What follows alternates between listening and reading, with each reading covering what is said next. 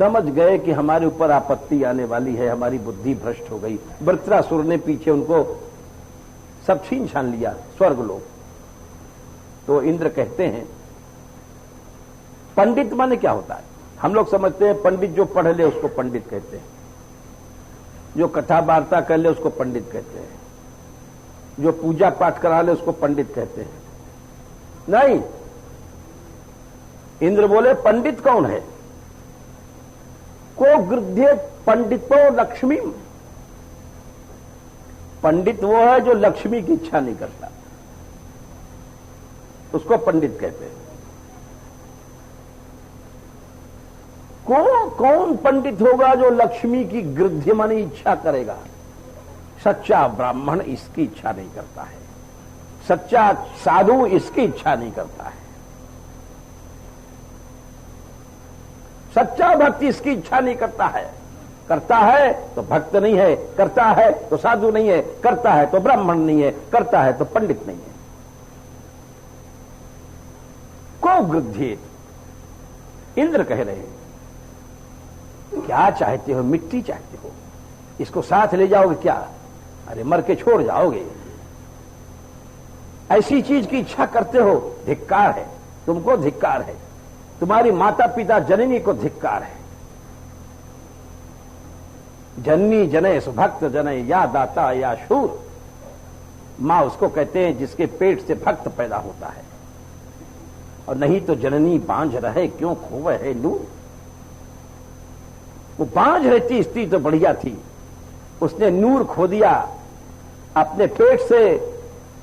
जो नूर बनने वाला था उसको गधा कुत्ता बना दिया। उसको मां नहीं कहते, वो मां नहीं है, कुकरी शुकरी है। त्रिविष्टप माने तीनों लोक का राजा, इंद्र पद भी मिल रहा हो, और इंद्र पदवी को मिलने के बाद भी जो थूक दे उसको कहते हैं पंडित जी महाराज। ये पंडित की परिभाषा है। को गृध्येत पंडितो लक्ष्मी को। अरे बोले हमको देखो तुम, हम देवराज इंद्र हैं, देवताओं के राजा हैं। यया हम आसुरम भावो नीतोद्य विबुधेश्वर। जिस लक्ष्मी कारण हम आसुरी भाव को प्राप्त हो गए, अहंकार में गुरु का अपमान कर दिया। विबुधेश्वर माने देवताओं के राजा ईश्वर होकर के भी आज हमारी बुद्धि कैसी हो गई है। ऐसी लक्ष्मी की इच्छा कौन करेगा? और जो करता है वो तो मूर्ख है, पंडित नहीं है। तो संपत्ति दो भाई, मैं आढ़ में बड़ा आदमी बन गया हूं, असुर बन गए। कौन योस्ति सदृशो, मेरे बराबर कौन है? यक्षे, अब तो मैं यज्ञ करूंगा, इतना 1000 खर्च कर दूंगा। असुर लोग भी तो करते हैं उसी भाव से, यज्ञ भी करेंगे तो उसमें भी अपना स्वार्थ, अपना नाम, अपना सारा लगा के चलते हैं। अहम भाव को लेकर चलते हैं, सारा यज्ञ राजस तामस कर देते हैं। दास्यामी, में दान दूंगा, या आसुरी भाव है। छोटा नहीं बनते, भक्ति नहीं। भक्ति भी करने जाएंगे तो वो भी आसुरी भाव से है। मैं कर रहा हूं, मैंने ये किया, मैंने दान दिया। 4 पैसा दान करेंगे, उसको 50 जगह कहेंगे, और ये नहीं कहेंगे कितना माल मार के तुम बैठे हो। उसको कोई नहीं, उसको तो सब तिजोरी में बंद मामला, उसको किसी से नहीं कहेंगे। ऊपर से दिखाते हैं कुछ नहीं महाराज, कोई ये है वो है। और तुमने क्या पाप किया, पाप को कभी नहीं कोई बताएगा। और अच्छा काम होगा तो चिल्लाते फिरते, मैंने ये किया, मैंने वो किया, मैंने इतने आदमी का भोजन कराया और उसको ऐसा किया। अरे तुमने कितनी स्त्रियों को बुरी नजर से देखा, वो भी तो बताओ। उसको नहीं कहेंगे।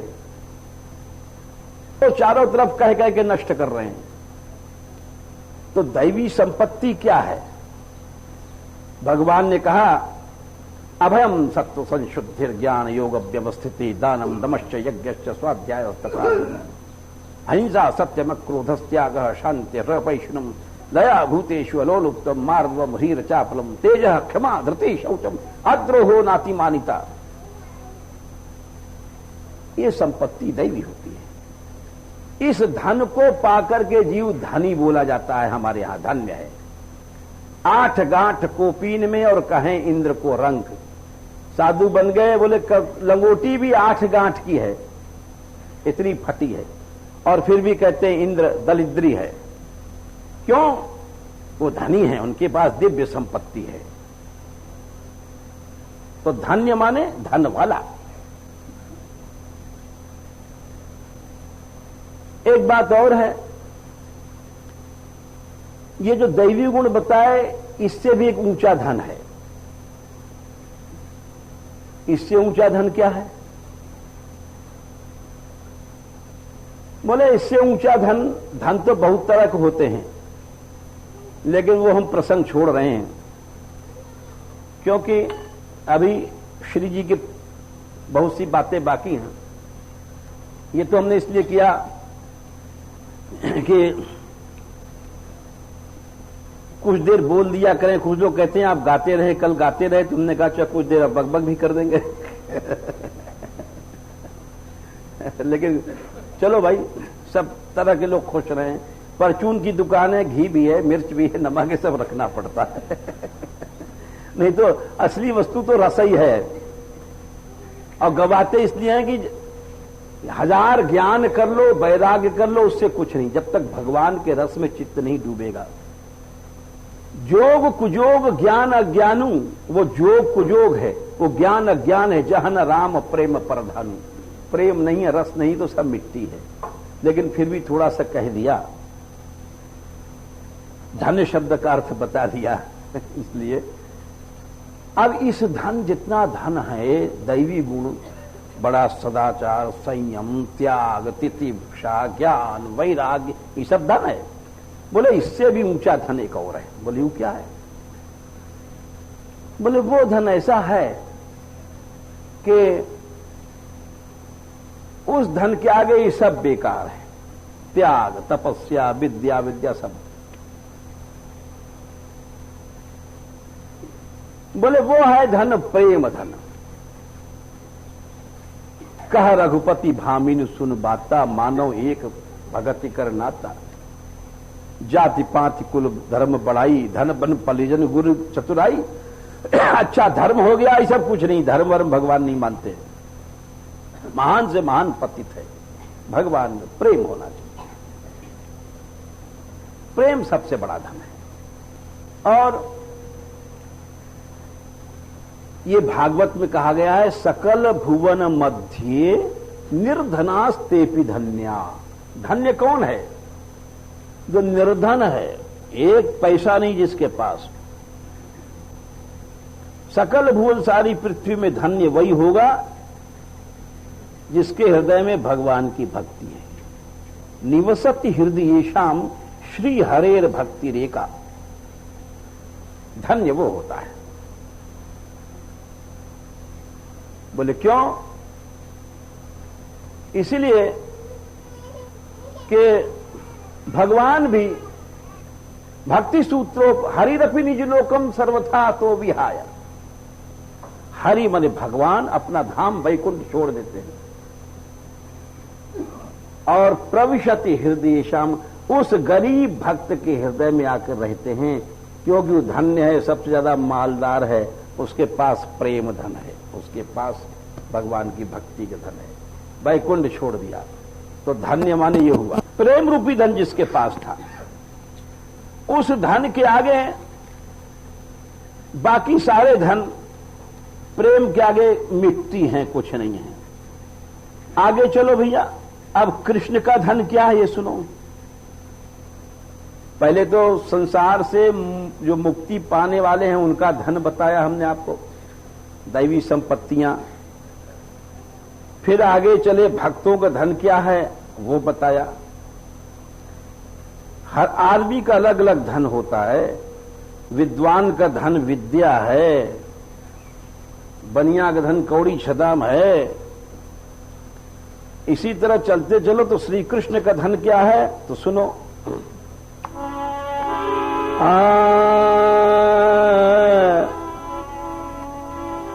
सत प्रेम सिंधु मकरंद रसौघ धारा, सारा नजस्रमभितः श्रवदाश्रुतेषु।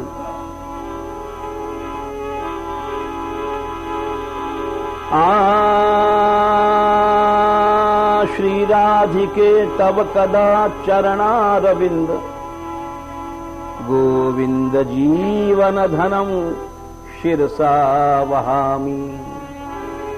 जैसे हमारा तुम्हारा धन रुपया पैसा सोना चांदी है, तो रसिक लोग कहते हैं 3 लोक के जो धनी भगवान हैं उनका धन क्या है? बोले सत प्रेम सिंधु मकरंद रसौघ धारा। उनका धन है राधा रानी के गोरे गोरे चरण। कैसे चरण हैं? अब सुनो। सत प्रेम, एक तो प्रेम होता है, एक होता है सत प्रेम। सत प्रेम माने, सत माने त्रिकाला बाध्य सत्ता को सत कहते हैं, जो कभी तीनों काल में एक सा रहता है, भूत में, वर्तमान में, भविष्य में, उसको सत कहते हैं। अखंड प्रेम को सत प्रेम कहते हैं। जो न कभी मरेगा प्रेम, जो न कभी नष्ट हो सकता है, उसको प्रेम कहते हैं। छिनई चढ़े छिन उतरे और सो तो प्रेम न होए। समझते जाओ, छिन ही चढ़े और छिन उतरे सो तो प्रेम न होए। और अघट प्रेम पिंजर बसे प्रेम कहावे सोए। एक क्षण में प्रेम चढ़ गया, एक क्षण में उतर गया, इसको प्रेम नहीं कहते। ये तो दुनिया में होता है। दुनिया में बड़े बड़े प्रेमी होते हैं। जी हमने आपसे कहा था हमारे वहां भाई के पास पीहर में फोन कर दो, मैं भूल गया। अरे भूल के आप तो हमारे बात तो भूल ही जाएंगे, हमारे पीहर की बात को। थोड़ी सी बात पे भाव टेढ़ी हो गई, इसको प्रेम नहीं कहते। छिनई चढ़े छिन उतरे सो तो प्रेम न होए। बोले अघट प्रेम पिंजर, अखंड सत्ता जिस प्रेम की है उसको प्रेम कहते हैं। तो समझो राधा रानी की चरण कैसे? सत प्रेम। जो सच्चा सत्य प्रेम है उसका सिंधु समुद्र, उस समुद्र को मथा गया या सार मकरंद निकला। जैसे फूल शायद कैसे बनता है, फूलों के भीतर जो मकरंद है वो उसका सार है। समुद्र के भीतर मकरंद क्या था? अमृत। सतप्रेम सिंधु मकरंद, और उसका रस। रस क्या चीज है? एक बात और समझ लो, प्रेम और रस में भेद होता है। जैसे बड़ा प्रेम है किसी का, कोई माँ बेटा का मान लिया जाए, या स्त्री पुरुष का, कोई समझ लो। जिस समय दौड़ करके बेटा आया मां की गोद में, लिपट गया, तो वो रस बन गया। दोनों मिले और दोनों के मिलने से वात्सल्य रस बन गया।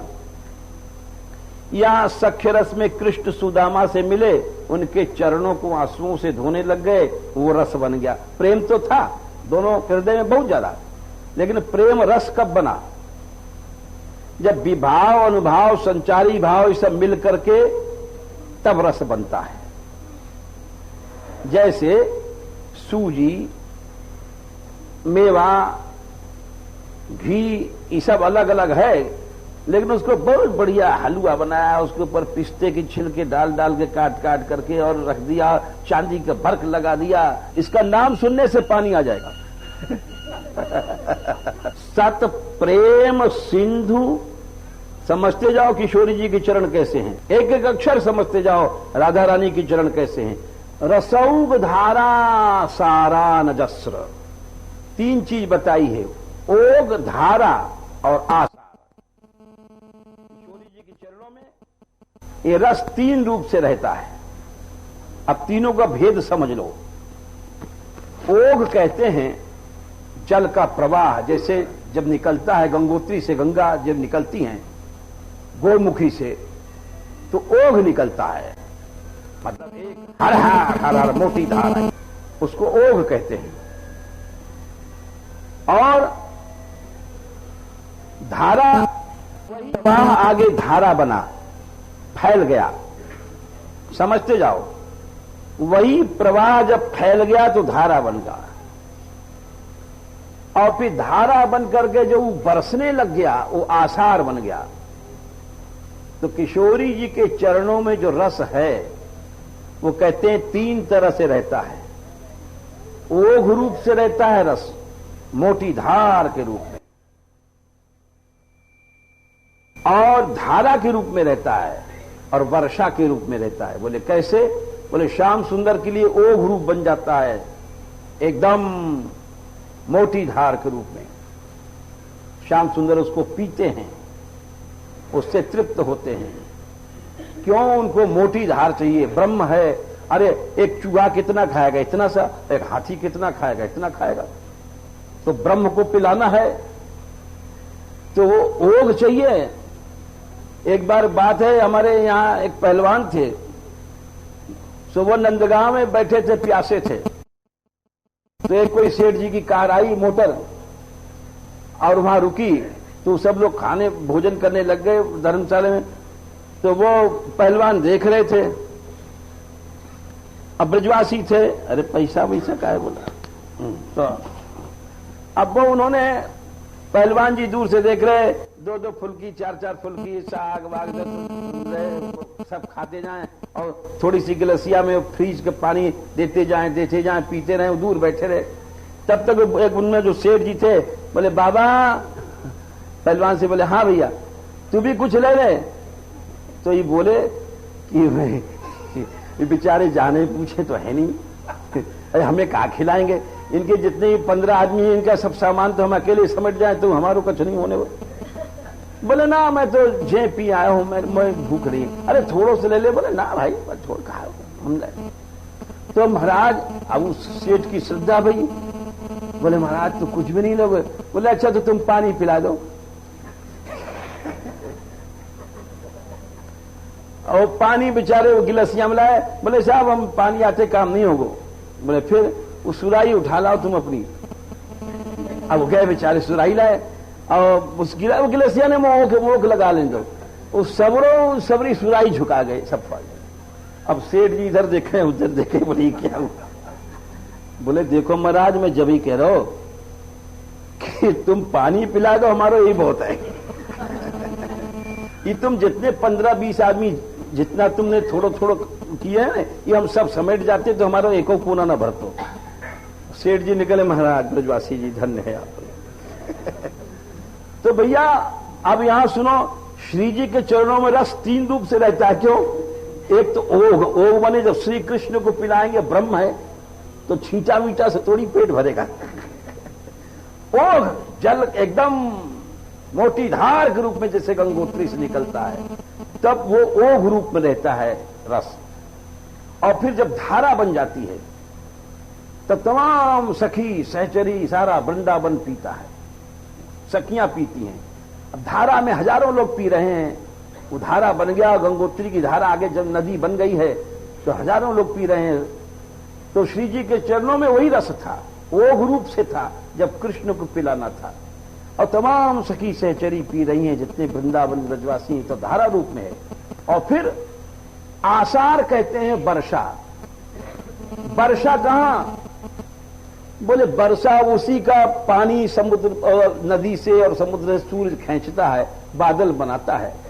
और जो लोग दूर दूर हैं, नदी किनारे नहीं हैं, जिनको पानी कभी नहीं मिलता है, उनको बादल जा करके दूर दूर कहीं रेगिस्तान में कोई पड़ा है, कोई कहीं महाराष्ट्र में पड़ा है, कोई गुजरात में, सब जगह पानी बरसाते हैं, सबको मिल जाता है। यानी जो लोग भगवान से दूर हैं, अभी मिले, भगवान से नहीं मिले हैं, जैसे हम लोग हैं, कथा सुन रहे हैं, तो ये वर्षा हो रही है, रस की वर्षा हो रही है, बूंदें आ रही हैं, इसको कहते हैं आसार।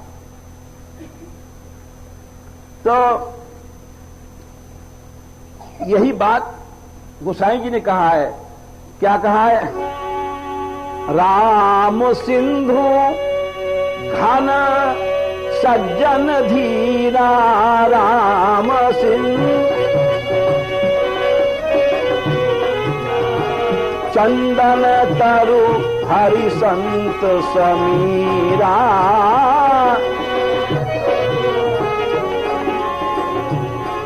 राम तो सिंधु हैं, समुद्र हैं। समुद्र में कौन पानी पीने जाएगा? हम सब मर जाते अगर बादल न होते तो। बादल पानी नहीं बरसा करे तो कुआं पानी सूख जाएगा। कोई काम का समुद्र नहीं है। समुद्र से पानी लाता है बादल। बादल न हो तो सारा संसार मर जाए, सारा संसार। न कोई कुआं रहेगा न कोई नदी रहेगी। राम तो समुद्र है और सज्जन संत लोग बादल हैं। वो वहां से ला करके पानी बरसाते हैं, यानी कथा सुनाते हैं जब जीवों को पानी मिलता है। राम तो चंदन के वृक्ष हैं, किस काम का? संत हवा हैं, हवा से सुगंधी फैल रही है। तो उसी तरह से राधा रानी के चरण में रस 3 रूप से रहता है। एक तो ओघ के रूप में श्याम सुंदर पीते हैं, और एक धारा के रूप में जो नदी किनारे रह रहे हैं, सखी सहचरी जिनको भगवान का दर्शन प्राप्त है, और एक जो हम लोगों को प्राप्त नहीं है, कथा सुनते हैं किशोरी जी की, ऐसी वो है। तो ये आशा रूप में है। तो इसीलिए श्री जी के चरण कैसे हैं? सत प्रेम सिंधु मकरंद रसौग धारा सारा नजस्र। रसौग धारा आसारान 3 रूप, रस 3 रूप से रहता है। सत प्रेम सिंधु मकरंद रसौग धारा सारा नजस्र मभितः श्रवदाश्रितेषु। आश्रितों पर हर्ष में वर्षा हो रही है 3 रूप से। आश्रित कौन है? श्री कृष्ण। धन धन राधिका के चरण।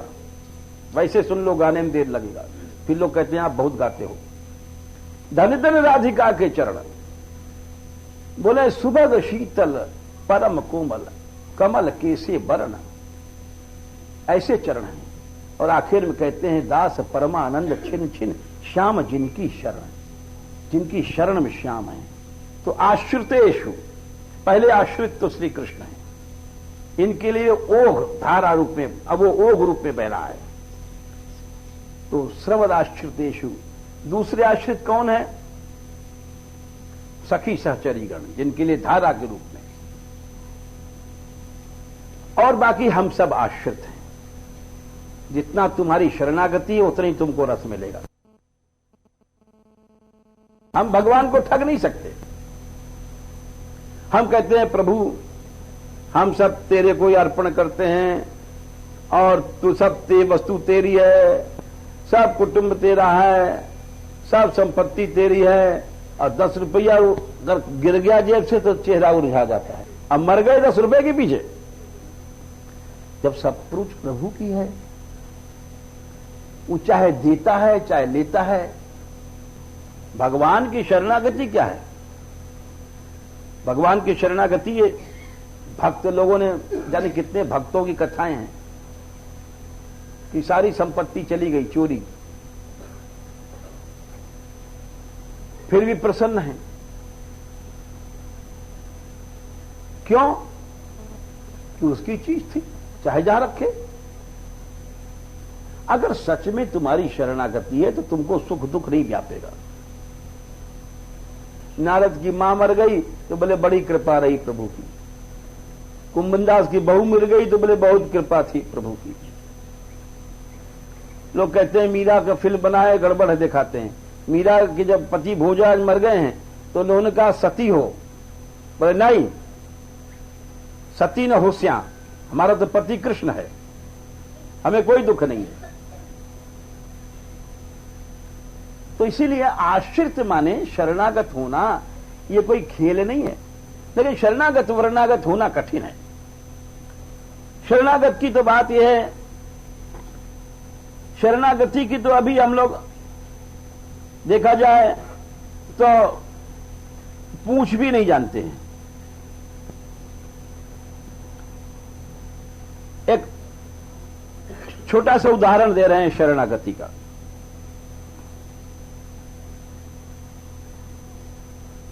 राजा प्रताप रुद्र चैतन्य महाप्रभु के बहुत बड़े पार्षदों में थे, सब लोग जानते हैं। जगन्नाथ जी के आगे रथ में बुहारी लगाते थे राजा होकर के। इतने बड़े भक्त थे, बातें कहां तक बताई जाएं। महाप्रभु जी ने उनको अपनाया भी नहीं था, मुश्किल से उन्होंने कहा हम प्राण छोड़ देंगे। सार्वभौम जी ने, नित्यानंद जी ने, सब ने, राय रामानंद जी ने भी सिफारिश किया, परंतु महाप्रभु जी ने कहा कि राजा है, राजा को दर्शन नहीं देंगे हम। राजा से हमारा लोगों को क्या करना?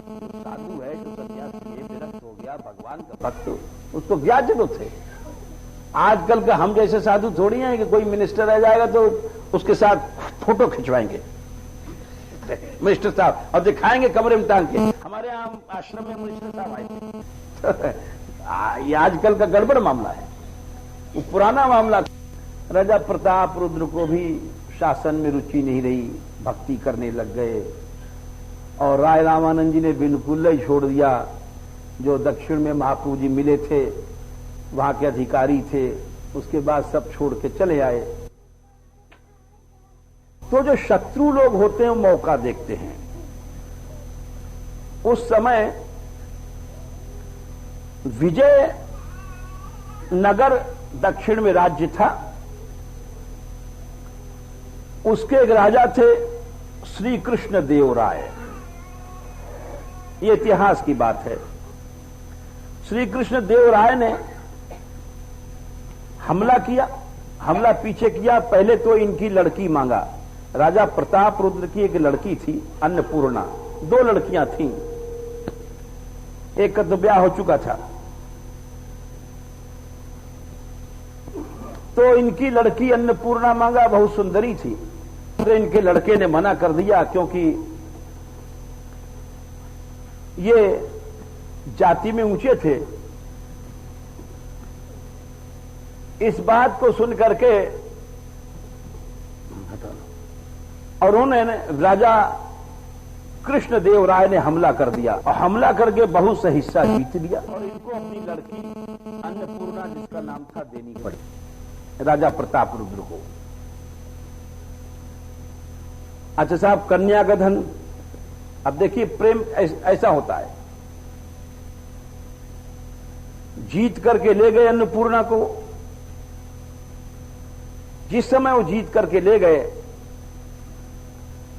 और दूसरे राजा के हाथ में पहुंच गई अन्नपूर्णा, अब क्या कर सकती लड़की? आज जरा आप सोचिए, एक लड़की राजा जीत के ले गया, पिता हार चुका है,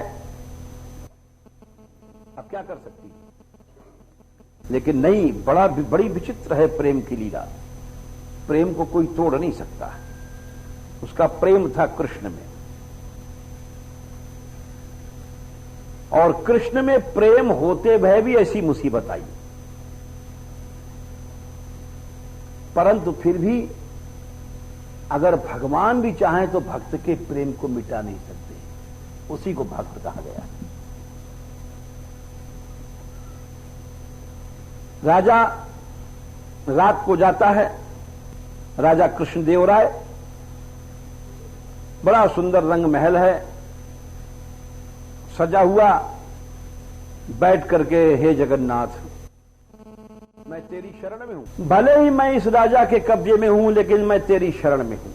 मैं अबला हूं, मैं तेरी शरण में हूं। मैंने व्रत ले रखा है कि मेरा संपर्क होगा तो कृष्ण से होगा, संसारी जीव से नहीं होगा। अब तू निभा मेरे इस व्रत को, कह करके वे दुखी भई। भगवान का भक्त तो भगवान को ही पाके सुखी होता है ना। संसारी लड़की होती तो कहती है, अरे अब रानी बनूंगी, हा, वो खुश हो जाते। यहीं पर प्रेम देखा जाता है कि जब भक्त को भोग मिलता है तो वह दुखी हो जाता है। लड्डू, पेड़ा, रुपया, पैसा, ये सब जब मिलते हैं दुखी होता है। अब वो दुखी है लड़की, और नीलाचल जगन्नाथ, हे जगन्नाथ, हे जगन्नाथ बुला रही है, अश्रु बह रहे हैं। उतने में राजा साहब चले वहां से, बड़े झूमते झूमते आए कि अद्भुत सुंदरी है, अब क्या कर सकती है, आज तो उसको बहू बनना ही पड़ेगा हमारा। जैसे उन्होंने महल में प्रवेश किया और कमरे के भीतर जाते हैं, उसने भी आहट सुनी कि पांव से के आ रहे हैं, राजा साहब झूमते झूमते जा रहे हैं खुशी में। वो तो खुश हैं, बड़ी सुंदरी मिली। और वो पहले से ही वो दुखी थी। जैसे पांव का आहट सुना, वैसे जैसे कोई हिरनी सोच ले कि सिंह आ गया, वैसे बड़ी जोर से चीखे, हे जगन्नाथ करके आंसू बहने लग गए और तड़ाक गिरी, मूर्छित हो गई। अब राजा साहब तो गए थे वहां सुहाग रात मनाने बन ठन के, तो वहां तो देखे मूर्छा। बुलाओ बुलाओ, उपचार करो। दासियां उसियां आई, छींटा वुटा दिया गया। बहुत देर में होश आया, हिलगी दे के रो रही है। सच्ची पुकार पर दौड़ के आते हैं। सच्चाई दिल में होनी चाहिए। सच्चाई नहीं होती है, लव नहीं होती है, भीतर चोरी है। भोगों की ओर, धन की ओर, संसार की ओर मन फंसा हुआ है, और प्रेम कहां से पैदा हो जाएगा। बैठ गई हो। बोले आप राजा हैं, मुझसे ऐसा क्यों पूछ रहे हैं कि मैं क्या चाहती हूं? आप हमारी इच्छा पूरी नहीं कर सकते। राजा सोचने लग गया, ये सोचेगी कि हमको मां बाप के यहां भेज दो। बोले नहीं, तुम कहो, मैं तुम्हारी कोशिश करूंगा, वचन तो नहीं देता हूं। वो बोली कि मैं जगन्नाथ की दासी हूं, मैं ऐसी चीज नहीं मांगूंगी कि आप पूरी न कर सकें। मैं तभी मांगूंगी जब वचन देंगे और मेरे ऊपर विश्वास करेंगे कि मैं ऐसी चीज नहीं मांग सकती हूं जो आप पूरा न कर सकें। राजा चकित रह गया। बोले अच्छा, तुम ऐसा जो कहती हो कि तुम ऐसा चीज नहीं मांगोगी, इस विश्वास पर हम वचन देते हैं। बड़ी चतुराई से उत्तर दिया राजा ने। ठीक है, आप मुझे अपने मेरे पिता के यहां मत भेजिए, यही तो आप डर रहे हैं। बोले हां, लेकिन एक बात तुम कर सकते हो, मैं सारे जीवन यही रहूंगी। इस शरीर में जगन्नाथ को सौंप चुकी हूं। अब इस जगन्नाथ की वस्तु को तुम मत छुओ, मुझे मत भेजो अपने बाप के पास। राजा चकित रह गया। यदि मैं तुम्हारी ये इच्छा पूरी कर दूं तो तुम मुझे पुरस्कार क्या दोगी? अब भी राजा सोच रहा है, मैं तुम्हारे शरीर को नहीं छूंगा तो तुम हमको क्या दोगी? मैं तो तुमको अपनी स्त्री बनाने के लिए लाया था। मैं तुम्हारी इच्छा पूरी कर दूंगी, पति मान लूंगी शास्त्र दृष्टि से, लेकिन छूंगी नहीं। ये शरीर में जगन्नाथ को दे चुकी हूं। बोले हे अन्नपूर्णे, मैं समझ गया तू वास्तव में कृष्णदासी है, मैं तेरे शरीर को नहीं छूंगा। उसके बाद हुआ क्या? उसके बाद आजन्म कुंवारी रही वो, उसने भी दिखा दिया। और काबू नामे के स्थान पर उसने मंदिर बनवाया, सरोवर बनवाया, वहां पर मूर्ति स्थापित किया। राजा के साथ उनकी जो प्रधान पटरानी दाहिने तरफ और अपनी मूर्ति बाईं तरफ, वहां तिरुपति के पास मंदिर गए। मृत्यु आ जाए परंतु प्रेम कभी नष्ट नहीं होता। इसीलिए कहा गया है सत प्रेम। राधा रानी के चरण कैसे हैं? सत प्रेम। तो सच्चा प्रेम का उसका जो मकरंद निकला वो बदलता गया ओघ रस आसार के रूप में और आश्रितों पर बरसने लग गया। आश्रित कौन है? राधा रानी के चरण के आश्रित हैं श्री कृष्ण सबसे पहले, फिर सखी सहित सब उनके आश्रित हैं। फिर बाकी हम लोग जो रस चाहते हैं वो सब आश्रित है। तो ऐसा चरण है, वो किशोरी जी का चरण ही श्याम सुंदर का धन है, यही कहते हैं।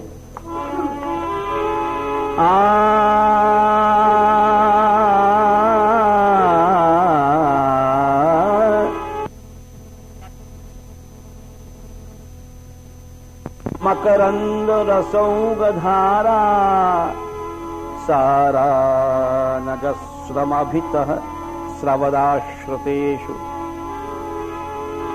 श्रीराधिके तव कदा चरणारविंदं गोविंद जीवन धनम शिरसा वहामि। गोविंद के जीवन का धन है किशोरी जी के चरण, इसीलिए वे श्री कृष्ण धन्य हो गए। धन्य शब्द का अर्थ बता रहे हैं।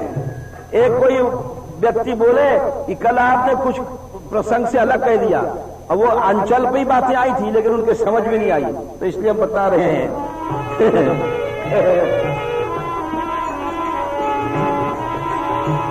मेरी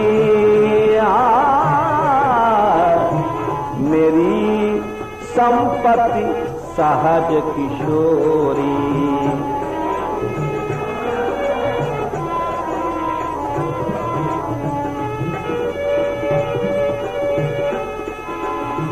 हमारी संपत्ति राधा रानी आप हो। क्यों? सदा हमारा पालन करती हो रस पिला के।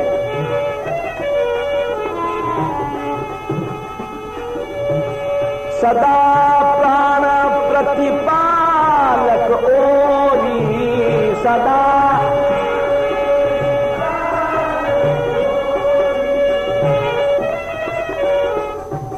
संपत्ति पालन करती है। भाई रुपया चाहिए खाने के लिए, पीने के लिए, दवा दारू मकान के बदलने, तो धन से पोषण होता है। तो श्याम सुंदर कह रहे हैं समझते जाओ कि हमारा तो पालन रस पिला करके किशोरी जी करती हैं।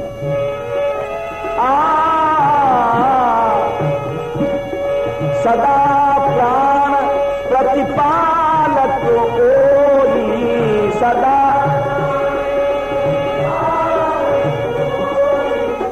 मेरी संपत्ति सहज किशोरी।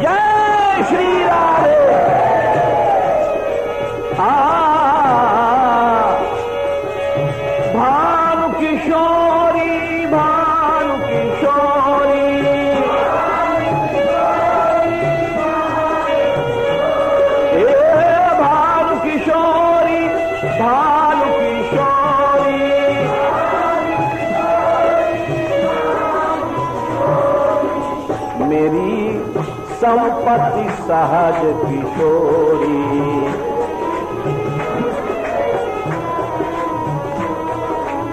मेरी संपत्ति सहज किशोरी।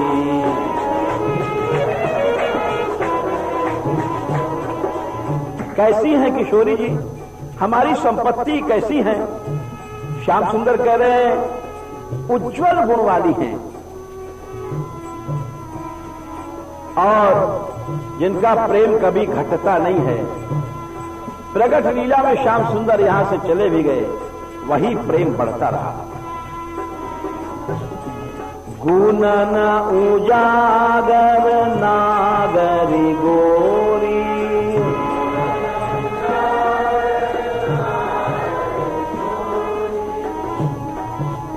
उजागर उज्ज्वल गुण वाली हैं, नागरी बड़ी चतुर है। गुण न उजागर नागरी गोरी,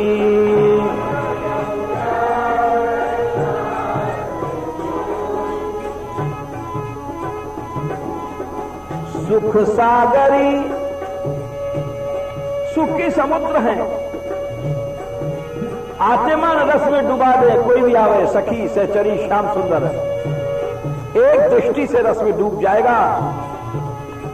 सुख सागरी आगारी रस बोरी,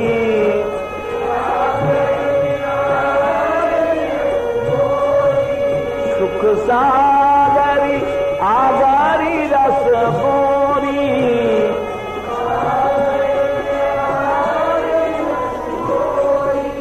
मेरी संपत्ति सहज किशोरी।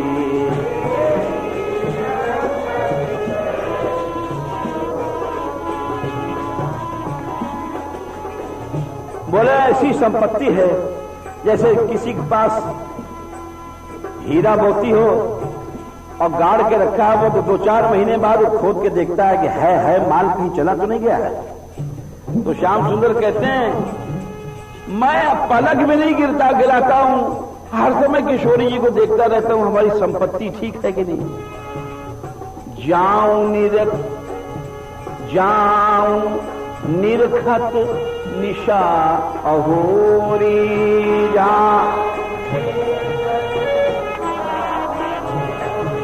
अहो माने दिन, रात दिन राधा रानी को देखता हूं, ऐसी संपत्ति है। जाऊं निरखत निशा अहोरी,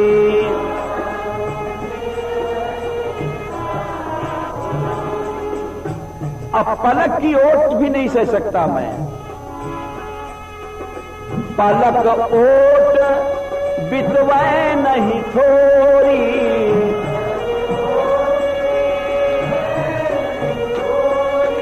पलक ओट बितवाए नहीं थोड़ी,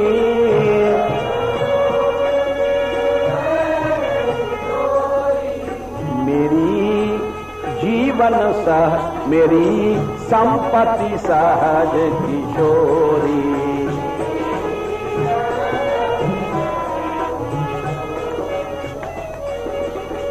बोले राधा रानी तो जल हैं, मैं मछली हूं, जैसे मछली का धन पानी है, मैं चंद्रमा हूं। नहीं, राधा रानी चंद्रमा है, मेरे नेत्र चकोरी हैं।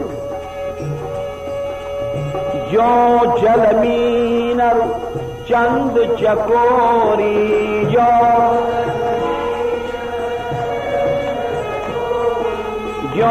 जल मीनर चंद चकोरी,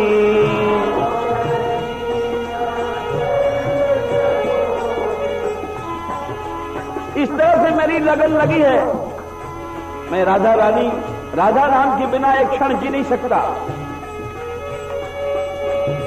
ऐसे लाग रही लग मोरी,